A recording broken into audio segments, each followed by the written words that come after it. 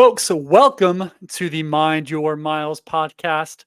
My name is Nick Hilton. I'm here with my compadres, Will Baldwin and Dylan Bellis. Fellas, how are we doing today? Don't Good. all hop in there at once. Yeah, we're Can- doing great. I mean, I feel like we don't ever have anything else to say other than, yeah, we're I'm doing great, great. Nick. Thanks for asking. It's good to hear from you, man. I'm looking for a little energy, maybe a witty comment, something exciting. Just can never get anything from you guys. Just like dead fish over here. And I'm trying to get a little bit of energy before the podcast. Well, uh, Anyways, all right. go ahead, Nick. Today we've got a couple real fun topics for you. We're going to start off with a little discussion on the Olympics and our opinions on what the modern Olympics are like, good or bad, whether we like them or don't like them, their kind of value in the modern day versus maybe what they're perceived to be. So we're going to talk about that, and then we're also going to talk about ways to make those long runs a little sexier. That's right. We're going to spice up your long runs today, all of the best tips to make you go longer and stronger and have a better time out there on those long runs. So, first off, we're going to start off with the Olympics discourse, and I'm going to kick it off to my man, Will Baldwin, because I know he's got some hot takes on this subject that he just cannot wait to espouse. So, Will, go ahead, pass it on over to you. Okay, I'll distill it down because I've given this speech a lot, but I've just said for I guess most of my adult life, especially the last 3 or 4 Olympics, I've become a not fan anymore. I don't really understand the point or see a lot of value in the current structure and state of the Olympics, especially when it comes to running. But I would probably include most sports in that. For a couple of reasons. And we were kind of talking about this the other day, but for one, I think the Olympics used to be this really cool cultural event. Um, people would have to travel across the ocean on a boat, and that might be, if the Olympics were somewhere that you could go, it might be the first time you ever saw someone from France or someone from Africa or people from other nations, which kind of happens, but anymore, because people want to run in or compete in the Olympics so much, they don't even really represent. The nationality thing is very convoluted. Like, many people represent countries they've never been to or lived in. They don't speak that language. That's not really, it's not so much of a cultural thing anymore. Um, and and it's not that necessarily culturally representative. Like, you take the 5K or 10K final, and generally the top 5, 10 people are going to be primarily from a handful of countries every time. Like East Africa just has a huge dominance. And so it's kind of weird because we only can see 3 of those people at a time. But it isn't like, oh, every nation competed and this is what it is. Like, there's just people who are really good in certain countries who are really good at those events. Um, and then even like a kind of a counterpoint to that, like the limit to 3 per country is strange, because I think then that gets into the part where it's really not the most competitive environment. Like, if Kenya and Ethiopia and uh, Uganda could have as many people as they want, they might be able to run half, they might be half or more, 80% of the participants in the marathon, 10K, 5K. But there's often people who might have been able to win the Olympics who can't go because of that limit 3 per country. And I gave the example the other day because I saw Kate Grace, but there was a year she missed the team. She got 4th.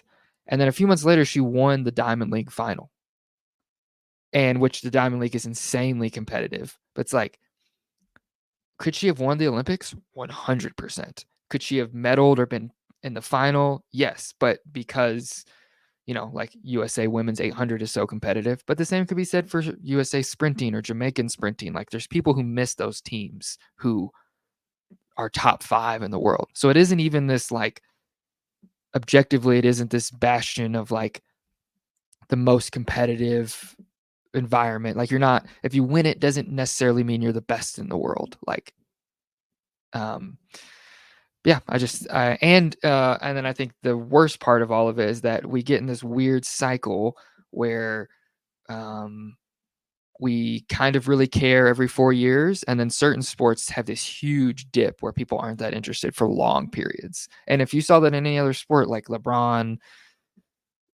took a year off so he would be ready for the Olympics. Like that's just we miss so much time of these great athletes because they're so focused on this thing that happens every 4 years instead of like actively and regularly competing where people can watch and enjoy them. And so I just think it kind of has a lot of sports, especially distance running, in a headlock. Yeah, I don't think it's like the best thing for us. And the crazy part is the last couple, the stadiums have been like half empty. It's not even like I don't know how much money it's making. People aren't, it's not like it's a full stadium. Like I remember when Jagger won his medal, it was like mostly empty. It's like that's just like a strange thing too. I don't know. And there's all the stories about the economic impacts of The the debt, I mean, those countries, those cities go, I mean, they take an enormous amount of debt for the games. yeah. I don't know. I don't know if I'm not a huge fan. Don't think it's like the pinnacle of athletics. Not And that some interesting. of the countries have like a selection process too. So it's like they don't even have Objective. they don't have like we do, and we take the top 3 in that given race. And a lot of times you can argue that one or two people out of the top 3 that sometimes that we send, I mean, they're out first round. They're not even competing for Olympic medals. They just had the best race at the best time. And so, whereas other countries might have a selection process to where hey, these people are going, and so they don't have to peak for this event prior to the Olympic Games as well. So a lot of times you might if we might send some people to the Olympic Games from the United States, and maybe just like the Olympic trials where like that was their maximum. And you might see that in like some like the 80 or 1500 runners. I think 5K and 10K tends to be a little more less so. But yeah, I mean, I definitely don't think that we always send our best team. And yeah, I don't have an alternative to it though. I mean, we do have the world champions. I mean, we have world champs as well, which is every 2 years, but it's kind of the same thing, right? It's a very similar format. And then you can even argue that for like the marathon, I mean, people don't really care as much. I don't even know if that style of like representing your country is that important in athletics. Like because we don't I mean, I don't want to call anyone out, but there are so many people who represent countries where they've never lived in and like it's a little bit of a farce now. Like it's kind of like a goofy thing. I think I And told you the story. I met someone who's American, switched allegiances, like just so that they could make the Olympic team for a very small European country. And they had never been there before, like didn't have any relationship to them, like they had no lineage there, but they switched simply so that they could make an Olympic team. I think we all know like 8 people like that. Yeah.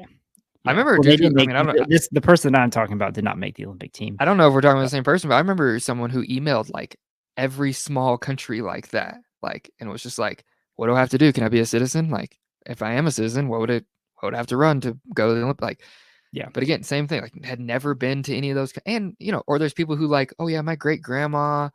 And we can argue about the validity of that, but it's like, it isn't like I'm trying to think of a country that isn't going to be controversial, but like if someone from Egypt runs in the Olympics, it's like half the time it's like you're not Egyptian. You didn't grow up in Egypt. You don't speak whatever language. Like, so it's not even that like, oh, we're seeing an Egyptian person run in the Olympics. It's just like, oh, this guy lives in Boulder The and hard thing what is you like can't draw it's very difficult to draw the line there because it's like, there are people who move to those countries and they do become citizens, yes.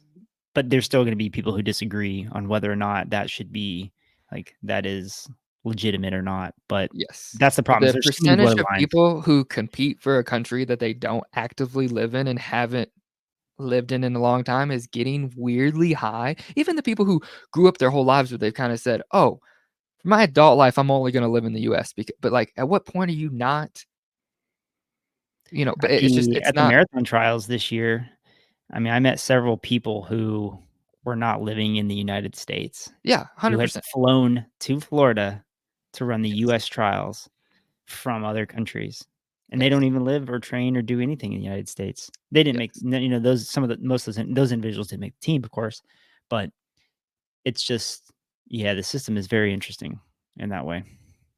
I'm of I have a hard time with this subject because I battle two brains in my head. One is like my optimistic brain that just loves the pageantry and has always loved the Olympics for what it is. And then there's my cynical brain who's like, well, it's just a money grab, and that's really what it is. And there's not, no one really cares about the national pride. Like it's just not, and it's not like you all discussed, like not reflective of who the best in the world are.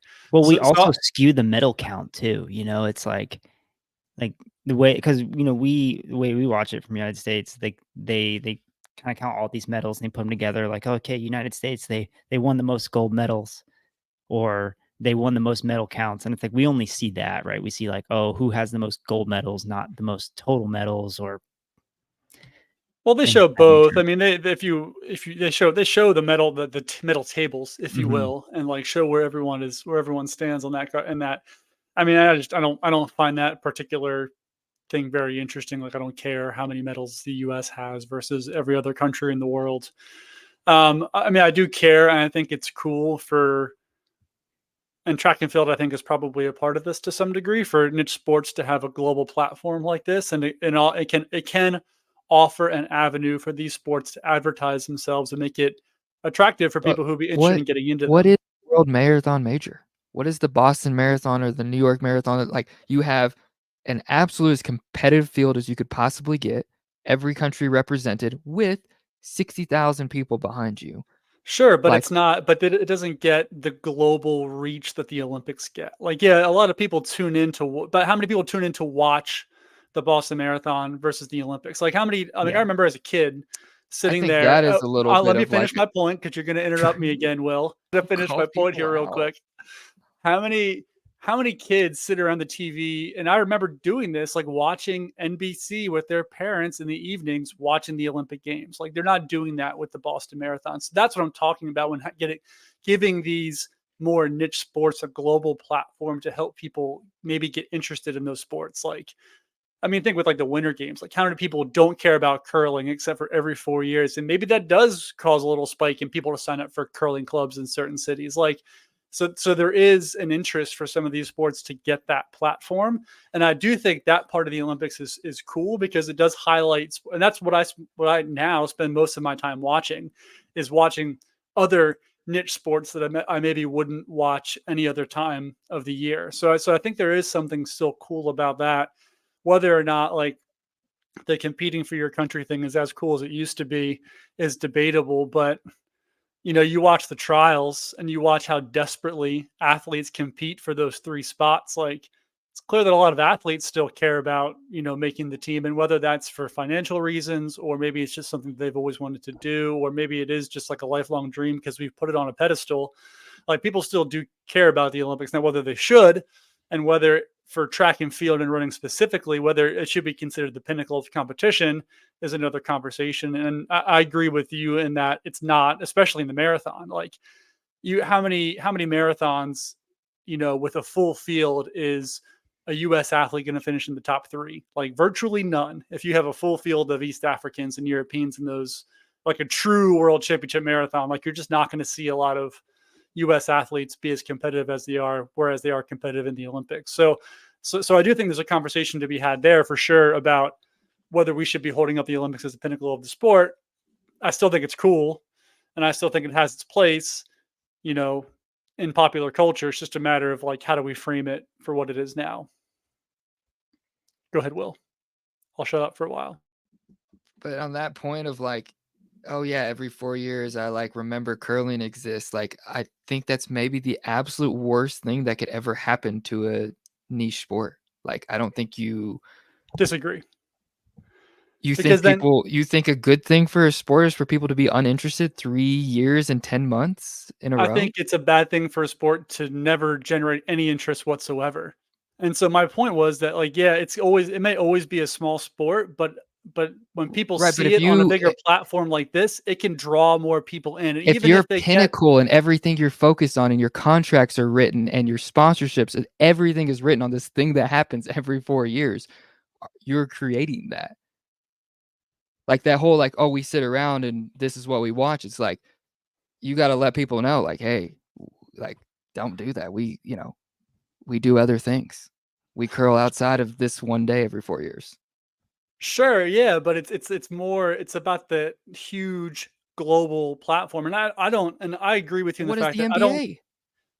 What is I anything else I'm that not competes on an international the scale? the NBA, like, I'm not in this particular defense, I'm not talking about sports that already have, like, a large mainstream audience, like, where the Olympics isn't as important of a platform as it But is how for do you other get a sports. large mainstream audience if you are I mean, like, if you uh, we take a running contract versus an NBA contract or any other sport. I know we don't like the NBA comparison, but it's just easy because it's popular. There's nothing written in there about the Olympics. Like they probably don't even have a bonus if they go. Nike That's does not care if LeBron goes to the Olympics. I will Well, that's also because Under say, Armour, like, they have a sorry. professional league. Like, there's no professional track and field league where we have collective bargaining where these athletes are there negotiating never will be. contracts There never out. will be, and that is not what I'm going for. But it's like our I athletes are awarded and supported if they skip 20 events into the Olympics, whereas everyone else it would be hugely detrimental for their careers. and It would just we have to separate, like, basketball and other, like, and soccer and even golf and other, like, major sports that have a better infrastructure than track and field because they're all well compensated, like, outside of their sponsorship agreements. So they're paid by private teams and entities to do their sports in their individual leagues, whereas golf track is and a field great are not. example. Golf is not. Golf is all No, it's prize not. money. But the It's PGA but the sponsorship PG prize money. but the PGA Tour is an organized entity which provides the prize money and opportunities for these athletes What's to compete. USATF? It should be that, but it's not that. It It's is and 100%. They organize, they have prize money at championships. Yeah, they offer, like, what, twice a year on the track, like, the PGA Tour is The and the P USATF, they have Doesn't but PGA allow for external sponsorships as well? Like, you can we have more also have than to just what do you mean, Dylan? separate the PGA Tour from USGA, which is the US Golf Association, which is probably more akin to USATF because they're the national governing body of US golf, and they put on regional qualifiers in the US Open.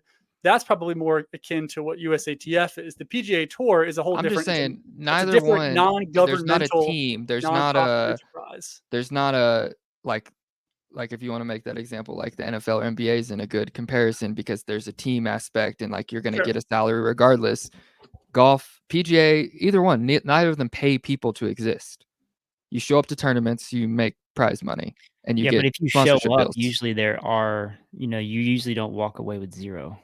You can. I mean, that's a But it different pays pretty deep if I remember correctly, right? Sure, yeah, I mean we're 75 on a different, golfers on a weekly crazy basis different makes that. scale, but outside of scale, it's a very similar type of setup. But again, they are focused on all these tournaments and then majors, and then there's the Olympics and Ryder Cup. But there are millions of other things in between that have an insane amount of importance. The Masters, whatever it is. For us, we Mm, have the Olympics, and everything else is like so much smaller. I agree. I still think I mean, I still agree that the Olympics is still the best thing that we have right now. Like, it's the Why? best in terms of the I Not still feel like it's the competition. best in terms of competition. I still It's think it's not the though. best. Almost any diamond league is going to be more competitive and run faster with a Maybe, but deeper. people still aren't showing up. Not everyone shows up to that either, and it's very limited I'm field. I'm not even asking. Objectively, a Yeah, diamond league race yeah, is faster and has a it's a deeper faster field. race without a doubt. Well, I mean, Without a even doubt, it's a speed, but I'm just faster saying, race. like world ranking, the people, it's insanely hard to get into a diamond league race. Yeah, no doubt. I mean, I think you're still with the Diamond League. They have a great. I like their infrastructure. I like the way they do things. The point system. There's a lot of money involved for a lot of the athletes. It is limited, right? You're gonna see the top 1% people show there, and then you're not gonna see a lot of Americans a lot of times. Like, I'm not 'cause saying I'm not saying the diamond league's good. I'm just saying from a competitive standpoint, it's better than the Olympics it's definitely on set average. up to be a faster event too. The Olympics aren't always the fastest races. It's competition. It's like But going from because you limit invitational versus three a per, championship you're race. They're even very different. the. But because you're limited country wise, it's not even as deep of a field. Yeah. No, and I'm not disagreeing with you. I'm just saying in terms of exposure and in terms of like, I still think it's the best thing that running has. Can we do better? I definitely think so. I mean, like, you can make the world champs better. Like, you could have some type of track league. I know was it Michael Johnson? Is he the one who's creating that track league right now? Have you guys read about this? I've seen No, a I little just bit saw it. about it. Yeah. So I mean, just those like pro track leagues would certainly help. I mean, I don't think I don't know. I mean, that's one The- way of going. I also think that with USATF, you could correct me if I'm wrong, but it seems as though there's a limitation to the amount of sponsors that are allowed to be a part of USATF events. well, that's So like, partially that's like that's an issue with USATF, USOC, and IOC because you're limited yeah, to your sponsorship partners because they can't compete with the sponsorship partners that are part of the IOC or USOC. We see that with the trials. They can't bring in lots of right. independent sponsors to bring in money. But Um, if you allow that, take like I think we talked about this previously. We take the NASCAR approach, or you take the triathlon approach. It brings more money into the sport, and then I that bet brings they more have a people great and more rebuttal to exposure. that though. What's that? here's the thing. Track would have to grow and like have to grow outside of the USATF, and we would have to host our biggest domestic competitions outside of the USATF, and then you can bring in whoever you want to sponsor it. So, like Don't we already? Well, not track, but road running. Don't they already do that?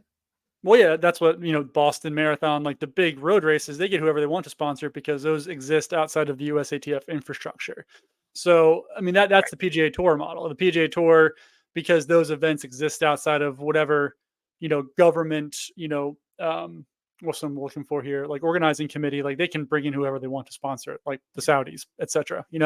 Like they can bring in whatever private investment money, but because with USATF, the way that structure is organized, like they can't, and they're I'm so you sure have to that they have. would say that nobody is going to give them as much money as Nike and Toyota, even if they opened it to everyone.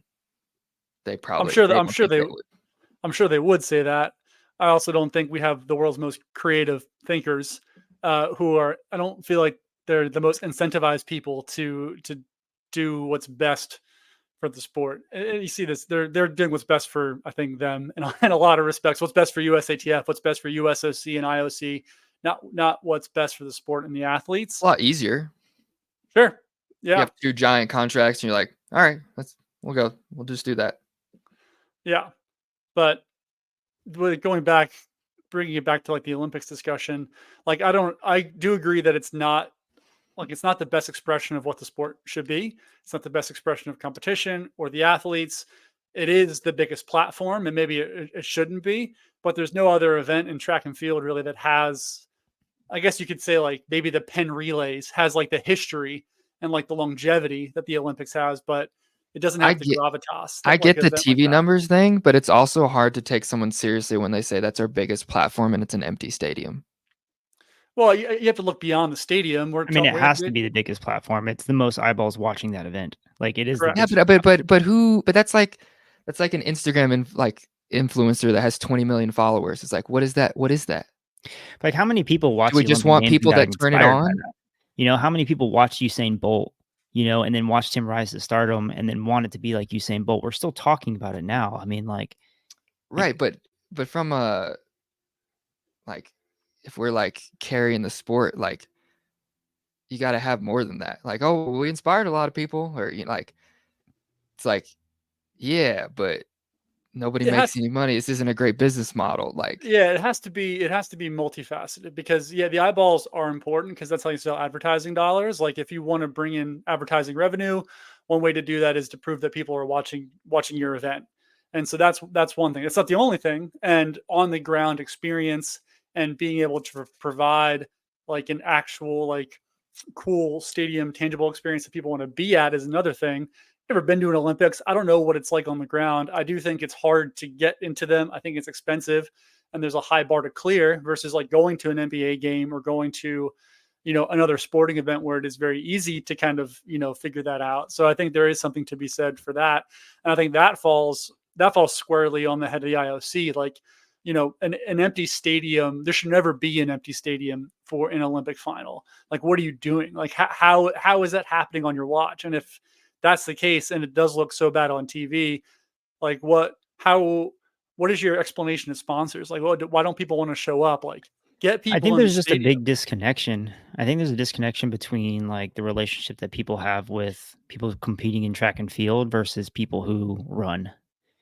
Right? Like there's a difference between people who enjoy running versus who are fans of the sport. So Well, how and do we this make is that connection? this is the whole conversation But with running and track and field, because there are such a huge number of people who participate recreationally in distance running and 5Ks and 10Ks and marathons who do not care about the professional side of the sport. And the conversation is, how do you convert that? I think that's my whole point, is that like the whole argument of eyeballs, or so many people watch it. We could have aliens phoning in from other galaxies, and we could have trillions of people watching it. No one cares. No one cares to go into the stadium. No one knows anyone besides Usain Bolt, who hasn't run in over a decade. That's what I'm saying. It's like, yeah, we get it. We're on NBC and everyone watches it. No one's there. No one knows these people. No one cares. And then no one's going to tune in again for 4 years. And I think we're so stuck on that. It has so many numbers. The same with like the trials. Like, oh, let's put it on the right time, or let's run the race at a bad time so we get more TV numbers. Those aren't our people. Like the people who want the trials would probably pay $5 on YouTube, would pay $5 for a private. Like, we're so obsessed, instead of like serving the people who want this and like this, we kind of don't serve everyone who doesn't actually care about it. Yeah, and that's Because crazy. you're right. too, People because- who don't care about running watch the Olympics, and then they don't watch it anything for 4 years. Well, yeah, there's and track and field running, I think, has like multiple issues. There's an issue that the sport doesn't serve its fans as it stands, because it's so hard to watch so many events. Like, if you're into it, like, it's just difficult to find things. And two, it doesn't do a good job of like bringing in new fans. And You know, I this think might also be a very like American way of viewing things too. I don't know how like the club system works in other countries and whatnot, but like my thinking is, so like we know that track and field is one, if not the most participated sports as like youth sports, right? Like Yes. more people participate in track and field than any other sport, or at least close to it. Yep. But I think one of the problems is that you don't have, like, track ends at 18 years old. Most people will never be able to access a track ever again. Most people will never be able to compete in track events ever again.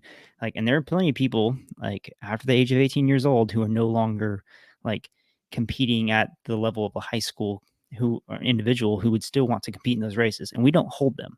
So like, I don't know about you guys, but like I've tried to get into track races now as someone who's competing at like the baseball version of like single A, like to try to run on a track. And like it's hard to get in track meets, even as like someone who like wants to try to run relatively fast.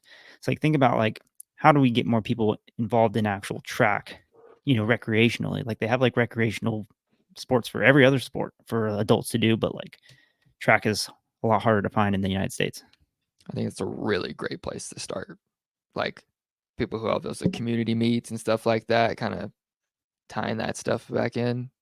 And it's the easiest. It's easier than holding a rec league basketball.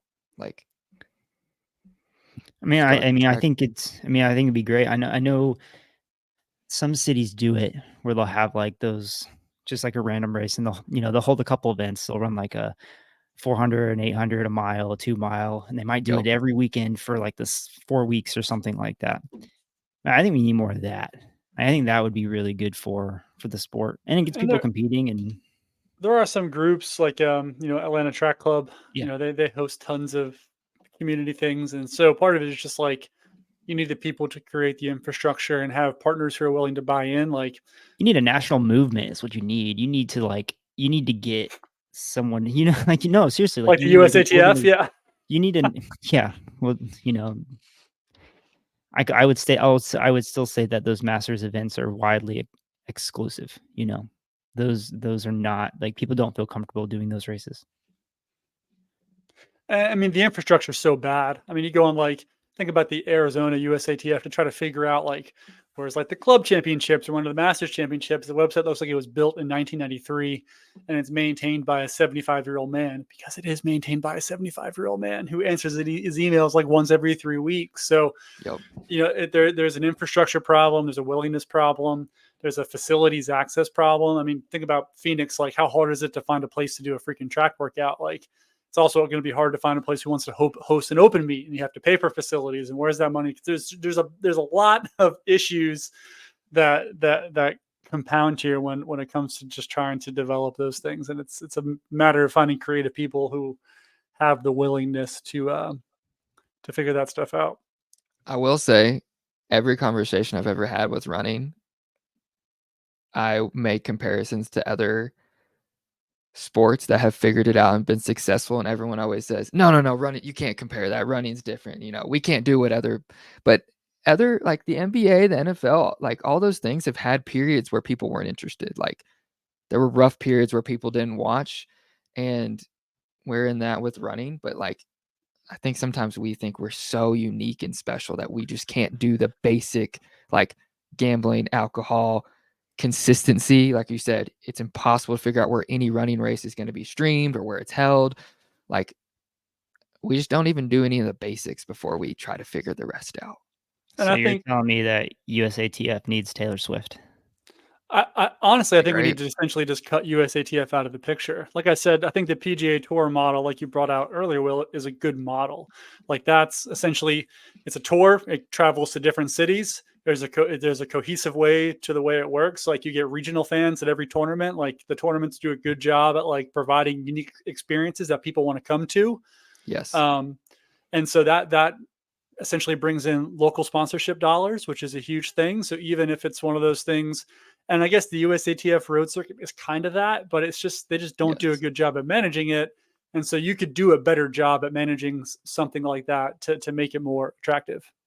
This sounds. Oh, sorry. Go ahead. But my number one point with that is every other sport does that, and that is where the money goes. Like your career, and you will make more money from doing that, regularly competing in those events like NBA, golf. Like you need those events to qualify.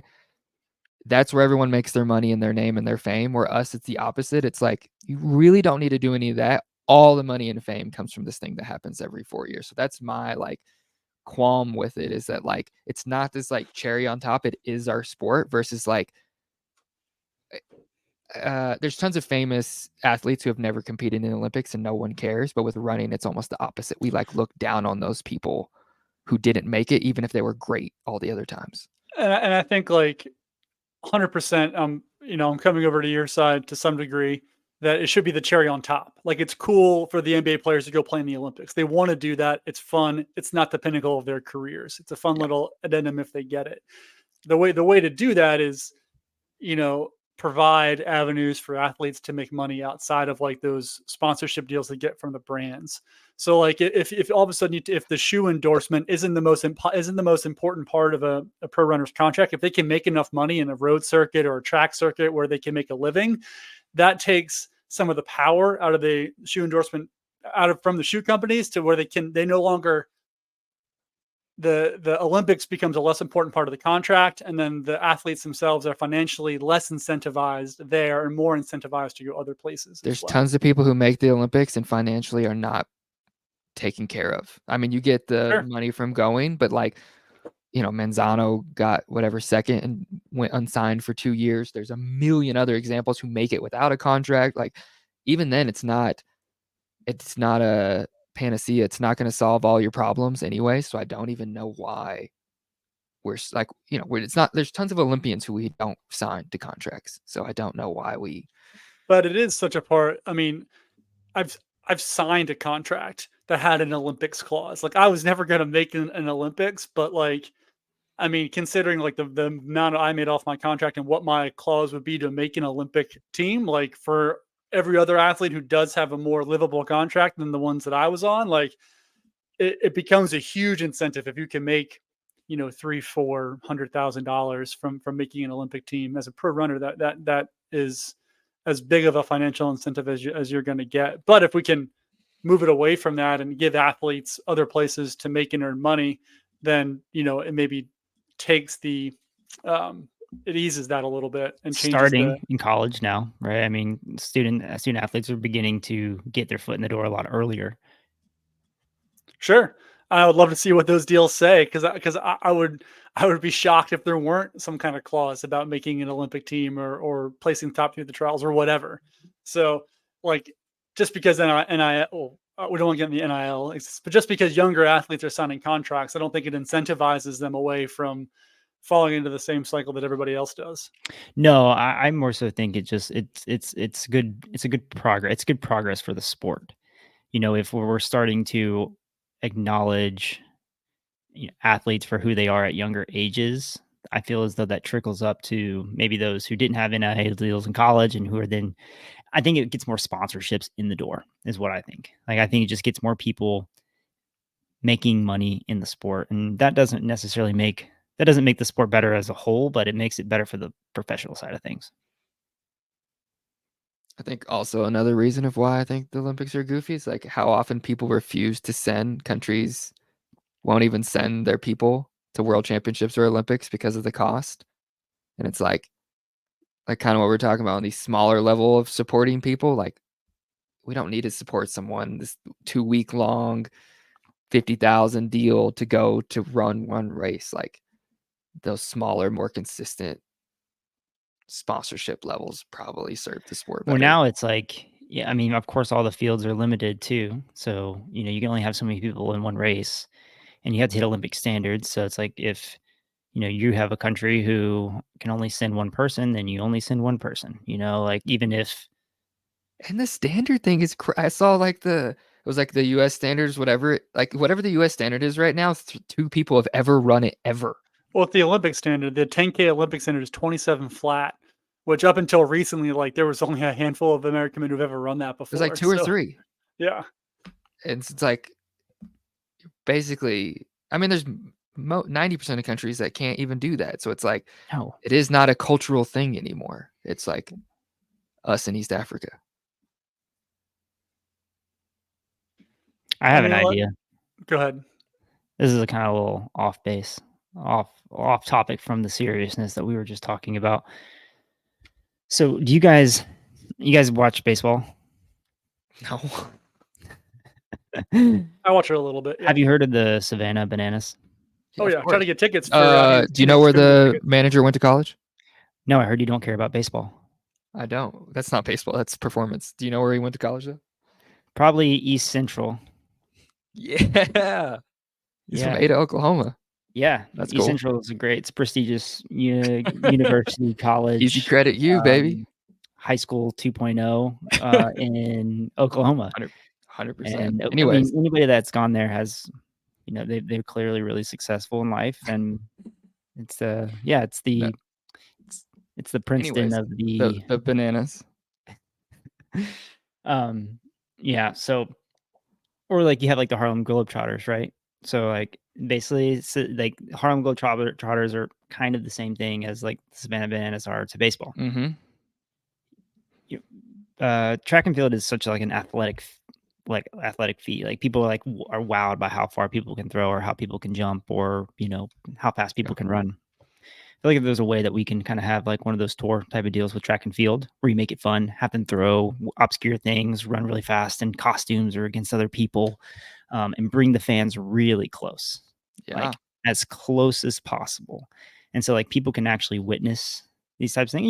You can throw all sorts of like fun, entertaining, like stuff like Bananas do or the Globetrotters do, and they get people Some involved. of the best press track and field got was when it was like that minor league baseball. It was like Beat the Freeze, that guy who would sprint in the outfield and they'd have people race against him. He was like a college sprinter or something. He was a college track guy, and that was like some of the best press track has gotten in the last like 10 years was that, because him just owning and making people look stupid out there on the baseball field. Could you imagine if there was like a type of tour like that where like you have local events, you go from city to city, make it really fun, like allow people to possibly compete against other, obviously you're not always gonna get the people top of the sport, but like you'll get college athletes, people who are some of the best athletes in the world. They're just not the top, 0.1%. 2 things you just said, I think, are 100% running's problem.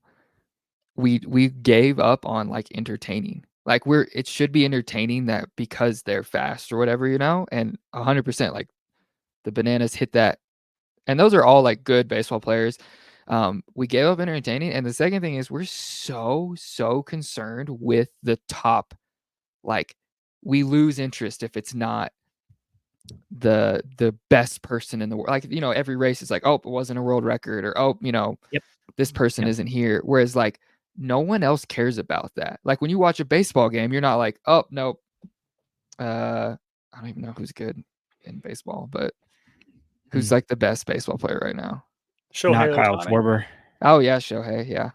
You're not like, oh nope, Shohei's not in this game, I'm not watching. Like, but we do that with running. Like,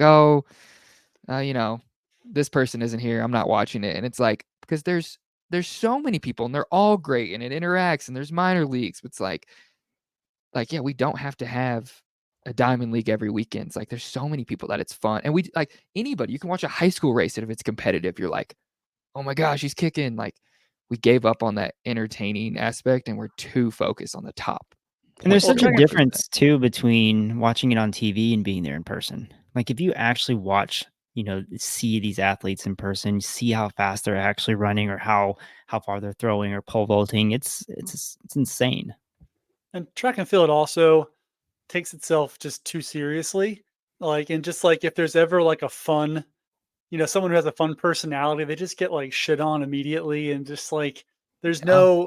nobody enjoy, like Nick Simmons, for all his warts, he was a fun guy to watch. He'd always come out with some kind of weird sponsor on his Yep. on his arm tattooed on. He was always pushing buttons. Like, sports need that, and every other sport understands, like especially the big ones, they understand that it's an entertainment product. Like, you don't make money because you're a serious thing. You make money because you entertain people.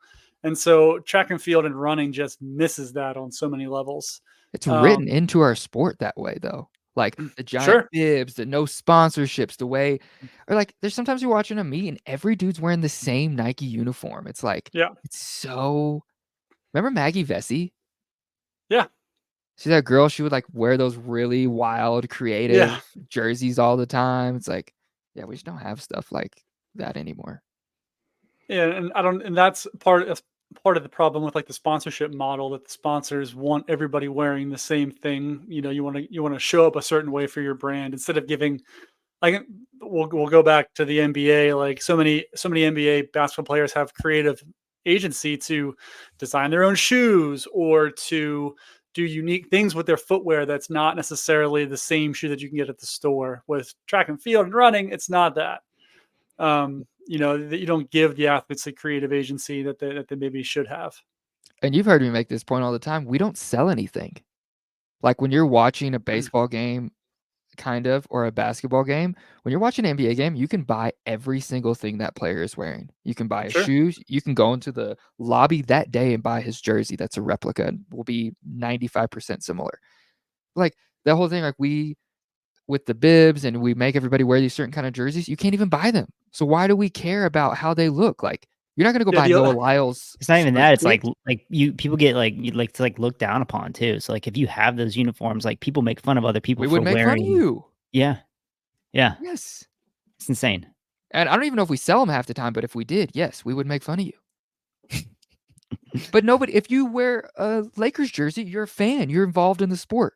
Yeah. But in our sport, if you wear it, you're a loser. And I don't even know where you would buy it.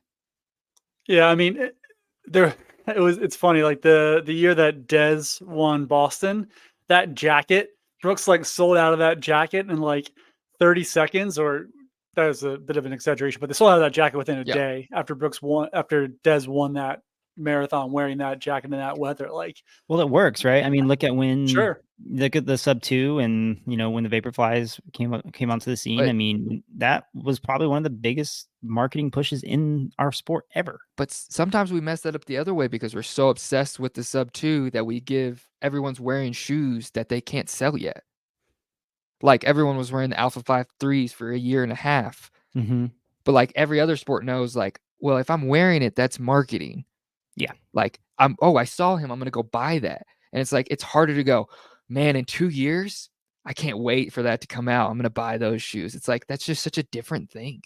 It's too late. Yeah. It's too late at that point. Yeah. It's not. It's just like, interesting. Yeah. And it feels like I'm wearing Steph's shoes. I have those same ones. He's on the court. Like there's like a connection there. Whereas us, we're like, you could never, like, by the time you're on his shoes, he's on 3 models ahead. Like you're never going to wear the same shoes as those guys in the same time. That's a good point. That's a really good point. I mean, you can't even buy like elite kits, like whatever kit that the athletes are going to be running at the trials. That's not going to be available commercially for you to go get. I think Brooks has started to sell theirs. which I think is cool. And even I've seen Bowerman do it a little bit. That's come back a little I've bit, seen but Bowerman. I've seen most of Bowerman. them don't. And then like the Nike Pro Kit or the Adidas Snow. But yeah, I don't understand. And especially like a singlet, it's like so easy to mass produce. It's a thin piece. Like, why would you not I mean, sell that's them? automatic branding too, right? I mean, that's like that's brand awareness, like that just gets you right in the door. I mean, 100%. I'd say like it's a little bit different, but Hoka does a really good job at like several celebrities, or you guys were pointing out the refs at the NBA game, right? Mm-hmm. Who were wearing Hokas, and people notice that, Yep. and that's good press for a shoe brand. But that's not necessarily like what we're talking about, but like getting your products, getting your people who are important wearing those items, I mean, it sells too, and that hopefully feeds back into the sport. I mean, you'd think that'd be the whole point of sponsorship. Yeah, you would think. It is, but that's not driven by like athletes wearing those shoes. Like Joe No. Biden's not wearing the transport because he saw, one of our athletes wearing like Luis Grijalva walking around in the transport. He's, that's that. And NBA refs aren't wearing those shoes because they saw somebody do it. This wore them because it's good footwear. So that has nothing to do with like athlete sponsorship. And part of, I mean, I've expressed this concern, I think, on this podcast, and I've expressed it to other people too, that I just think like sooner rather than later that the athlete sponsorship model is going to become less and less valuable to companies, and you're going to see that Not. money. I mean, like that's a Yeah, great example, right? The celebrities who were in the shoes. I mean, that's all you need. influencers, celebrities, like you're going to push those marketing dollars elsewhere. The only reason you're going to spend money on athlete contracts is because you feel like you have to be some kind of steward of the sport. But eventually, Yes. money wins the day, and they're not going to really care about the health and track and field if it doesn't affect what like normal participation is, on a global level. So Could not agree more. Or like Noah Lyles just signed that big deal, but it's like, what impact does he really like? When you go to your Spike Night at your local running store, they don't sell the shoes he wears, and So no it's one like, asks. I've no, worked are a you? couple But quick nights. No one recently. No we've one all worked a asks. lot of Yeah. them. No one knows who know a lot, but like, what connection do they think they're making? Like, you can't buy that kid or those shoes. So it's like, I mean, from a brand deal, I don't think I would ever sponsor anyone. I'd be like, oh, here's a little bit of money. Like, you can wear our stuff, but I don't think I'd ever write a big deal like that. Which sucks because there's a lot of people in the sport who are really trying to, trying to get that deal, trying to get something from a brand. And if you don't have a presence, you don't have any pull, it doesn't matter if like how good you are. Like there are plenty of people that we've known who have placed at US events and they're never be like actually sponsored. People aren't giving them anything. But Yeah. I I mean, there's mean, got to there's be a connection. There's got to be a Yeah, financial reason of 100%. why. Yeah, 100%. Sure, and the pool of money is so small, and track and field and running contracts are so stratified. You have a handful of people who are making a good amount of money at the top, and then everybody else at the bottom who's not making their own gear contracts and incentives. That's it. So that's a small pool of money to begin with. There's just not a lot to go around, and you don't have access to like other sponsors really, like outside of like footwear and apparel companies who care, because they can't sponsor at the biggest events in the sport. They can't sponsor at the Yeah. trials. You can't put their logo on at the Olympics. You can't put their logo on at really any event, which precludes so many, maybe even more like a localized sponsor from getting involved. Like even, at the 2020 trials, I wanted to have a Run Flagstaff crest on my singlet, but it had to be like 2 inches by 2 inches, and it had to be tiny, or else I'd have to tape over. It They was like, did well, what? expand that this time, which was good. So I was able to have like it was a little bigger, the crest, and you could have a bigger logo this time around, but you still had to cover up any more than one. So you could only have one like team and one sponsorship. So it's like I had a Nike logo here, but I had to put tape over the Nike logos on the other sides of my jersey and my shorts. Yeah, it's also draconian and stupid, and protects a few players and doesn't promote the health of the sport overall. And it's what's going to kill it at the end of the day. Like, I You mean, know what Oh, go ahead. go Go ahead. ahead. I was No, I you was go. gonna say, like, golf has kind of had this reckoning recently because of all the money that the Saudis have put in the Live Golf League, and just this reckoning of having to like they've been stuck in an old model and they have to revitalize the model in order to stay financially solvent. And so they're having to make big changes and they're screwing it up in a million different ways, but their hands being forced finally after being in like a draconian model for so long. Like that day is going to come for track and field, or it's just going to wither away into non-existence because nobody really cares. And the Olympics will eventually die because cities don't want to do it anymore. There's no more incentive to it and it'll dissolve in some way or another. But I just, We're gonna end up like cycling, where there's no swimming. money and you just have rich people who are really interested, and that's all the sponsorship is. There isn't like actual. You don't need track and field to put 30, 40,000 people on a major road race. No, you don't at all. You don't need track and field. And You know that's what? why it's similar to golf, because you don't need to have pro golf in order to go to your local course and play 18 holes. Like you don't need to have pro But they running in order love to go to the it. marathon. Yeah, They're so connected. they enjoy it. Yeah, and there is a huge connection between like the average golfer and Rory McIlroy that you don't get in track Yes. and field or distance running. Like it's just No. it's so separate. Yeah, I mean, we should. That's what we should be studying like people who golf once a year will sit and watch Scotty Scheffler for 8 hours. It's like, okay, why? People who Yeah, never played golf in high listen school, to never just played golf in endless- college. I'll just sit and watch John Daly interviews, and I don't even play golf. I just watch them because they're fun to watch. I don't even know anything about golf. To but I that love sport, John and Daly. why is there zero connection in ours? Like, you should be paying someone a lot of money to study that and figure it out. I mean, I remember in college. I ran on a college team. Every friend I had was a runner. I went to dinner one time with Mo Farah, and this was in 2014. So this was like Mo Farah. Half my team had no idea who he was, and he had like He once I don't know how many walked into Olympic gold medals. He once walked into the back of Run Flagstaff during a Boston Marathon watch party, and nobody said a word about it. It's like this is like the best runner of a generation just walked into a running store. You know, maybe that's just because Flagstaff is weird in that way, but it's still like it's like I think it's a good point though, because think about it. So Mo is the best. He won everything. He was getting all the medals. Like that guy was the top of the world. He's been gone for just a handful of years now, and nobody talks about him at all. It's like he's disappeared. Like he's gone. It doesn't matter if he won all those gold medals. He didn't run the fastest, right? He didn't run the best marathons. So like he's just been forgotten.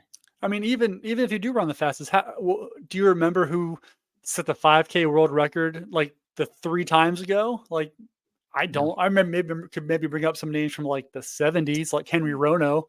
I can think of Haile and Bekele, and you had those guys who were really good, but like not to beat a dead horse. What's that? Not to beat a dead horse, but I think that's our model. Like some of those people are so ingrained in us because we've seen them so. I think people don't realize how different our sport is from others. Like any other sport, you're going to do an interview every day at practice. You're going to do 2 before every game. You're going to do a post-game interview. They're going to come find you in your off. Like there are runners, like Mo could be a good example, who you could go 2 years without seeing or hearing. Oh, he's injured. He didn't interview. He didn't show up to any events. And it's like anywhere else, that's not allowed. That's not okay. Even the most reclusive person you've ever heard of, Kawhi Leonard, Tim Duncan, you've seen 100 interviews. You've seen 2,000 games from them. People who would pay billions of dollars to not talk to you or for you to not know who they are. You see them incessantly. Our most famous people in the world, we never see. Like I was like a huge Evan Jager fan. That dude's done like 8 interviews in his life. Like I mean, he was like our golden boy for a little bit. We don't force our people to be in our world at all. An alternative to that is that Kipchoge. So like you see what happens when like people do have a connection with him. That's what I'm saying. But like you see what happens when someone becomes forward, someone becomes a steward of the sport. Like everybody knows him. Everyone feels like they know him. He's able to connect with people. There are some people who've done a really good job of that, but it's like one in a generation. Yeah. But that just shows you what you need more of. Like clearly he's made an impact, and people get really excited to see him run, even if like he's 17th place and people are talking about him the whole race. Yeah. Yeah, exactly. And so like we need more of that. know, 100% agree. we need more people. We need more cameras. We need more people. Like again, it's still smaller than track and field, but like triathlon has done a really good job at like getting people interested in the sport. You know, there's another organization now that are putting on races. You know, people are the Super best. League or the indoor thing, There's that too. incredible, Isn't that awesome? so cool. If we Like could come up everyone with has a our YouTube version of channel. that, Like everyone has a YouTube channel. Like these people are very out there. Like even the best, you know, all the Norwegian guys. Like their yes, coach is on every podcast. Their athletes yes, are talking about their training. Like, and there's a on reason why. Strava. Yeah. But running is a secret. So I just you guys know who David Ribich is? Yeah.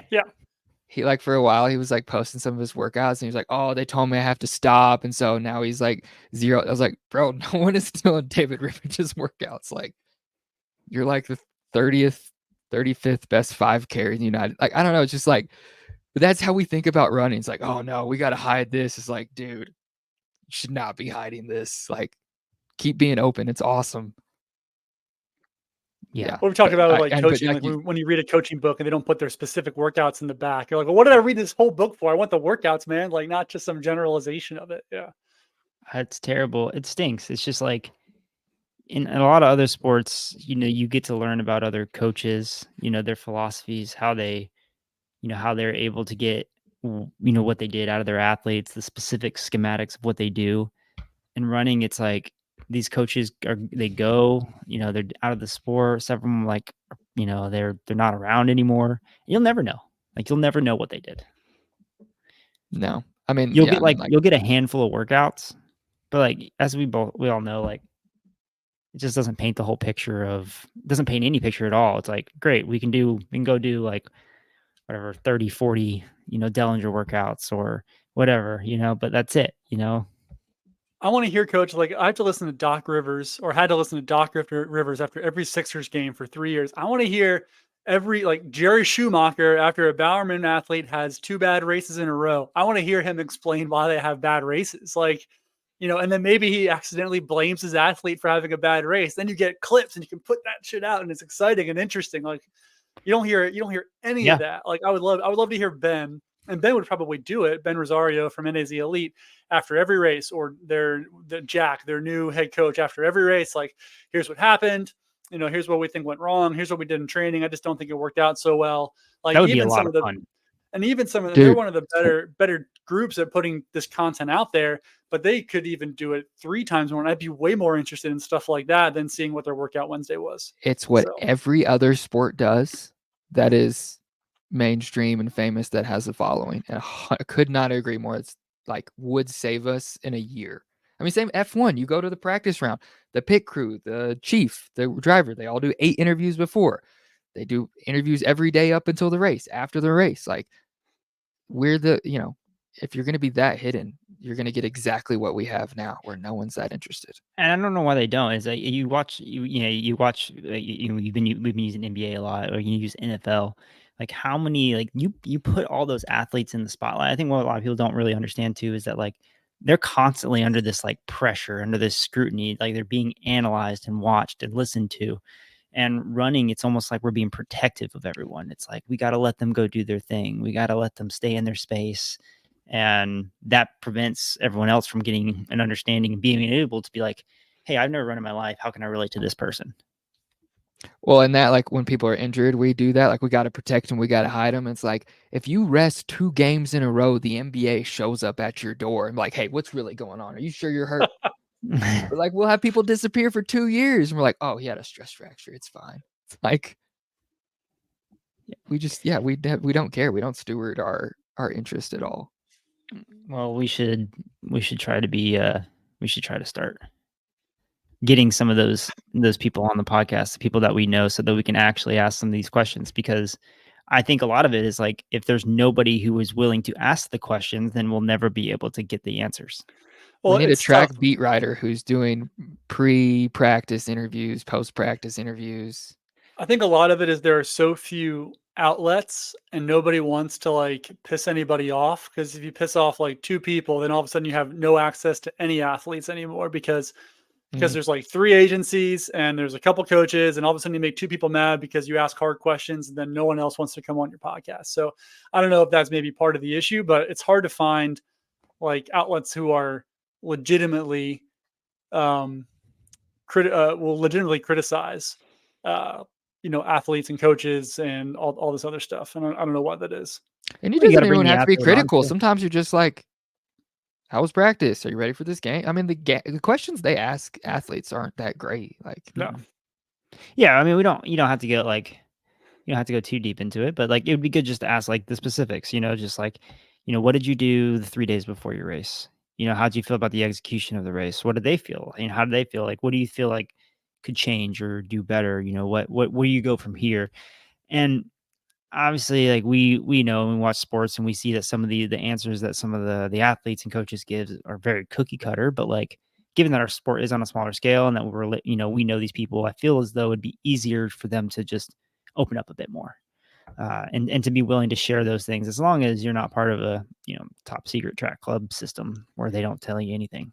Well, the only access we really see of like like a press interaction are like major marathons, and it's just like those are so Painful. cookie cutter Watch. and bland, and it's just like, how was your preparation? It's just so surface level. You just don't get.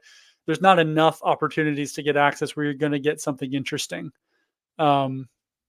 You get something interesting from athletes and coaches. Like it's too infrequent. It's too easy to just skate off and give surface level answers. But well, I don't think we're gonna have time to get into the We just marathon nailed the conversation. So this turned into an hour-long discussion on the Olympics and the state of professional running, which I think was good, and I think it was a good conversation. I enjoyed it. Hopefully you did too. Thank you so much for tuning in to the Mind Your Miles podcast. You can find us on our Substack, mindyourmilespodcast.substack.com, where you can not only find our podcast, but also some written content from our esteemed coaches here. You can also find us on YouTube as well. So Mind Your Miles Pod on YouTube, correct, Will? that's right. We So got you can episode 1 find up. We got more coming. So you can find the video editions of our podcast where we shame Dylan into making sure he looks better for the camera, so he can show up well on these video feeds. Outside of that, if you want to get in touch with us, you can email us at mindyourmilespod@gmail.com. We would love your feedback, comments, or suggestions for topics that you'd like to hear us do. Last word, Dylan or Will, anything else you'd like to say before we sign off here today? Nope, nothing on my end. I hope the powers that be are listening, because I think we saved the sport.